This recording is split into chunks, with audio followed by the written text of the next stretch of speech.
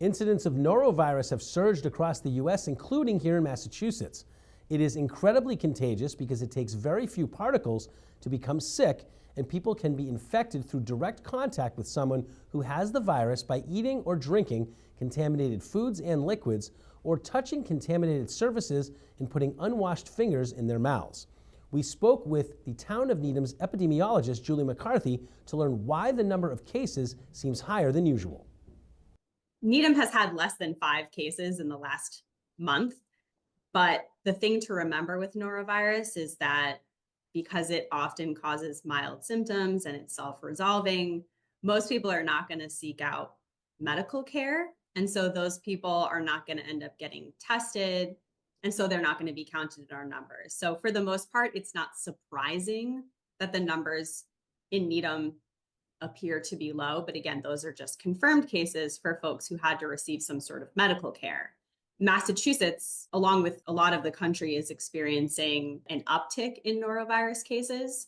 So anecdotally, we know there is norovirus around, but we can look at the state data for Massachusetts and understand that cases are up from the last month, but they're also even just up from, this time last year.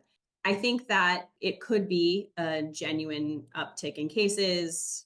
It could also be that we're testing more for norovirus. So if you go to the hospital for some severe gastrointestinal symptoms, they're going to give you a panel of tests, and norovirus is one of those. And so our testing capacity has increased, which is really great because it means we're more aware of the disease burden. But at the same time, it can also sometimes appear like an unusual uptick in disease.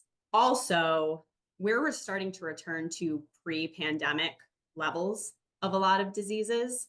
So during COVID, during the pandemic, we were gathering less, we were sharing meals less, we were isolating, we were very aware when we were sick and we were staying home if we felt any sort of symptoms of illness, whether they were respiratory or not.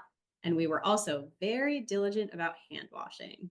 And I think we are returning to pre-pandemic levels of diseases because we're returning to some of our pre-pandemic behaviors, including gatherings and including hygiene habits. But also, I think we've lost some of our immunity to these infectious diseases because we were being so safe, and we're just sort of getting back to a pre-pandemic level. So it may appear that we're experiencing an unusual uptick, but if you compare to pre-pandemic, we're probably about comparable. And again, it's not unexpected for this time of year to see norovirus swirling around.